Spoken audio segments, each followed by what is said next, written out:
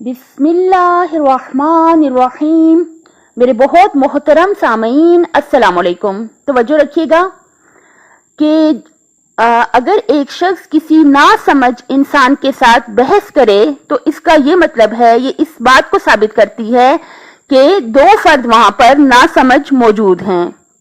यानी कोई एक समझदार जो फर्द होता है वो कभी भी किसी नासमझ फर्द के साथ बहस नहीं करता। जब हमें पता होता है कि अगले फर्द को हमारी बात समझ नहीं आनी, तो उस वक्त हमारे लिए यह जरूरी है कि हम बहस ना करें, अगला फर्द जैसा है उसको वैसे ही कबूल करें। उस्ताद मोहतरम ने बहुत प्यारी बात बताई।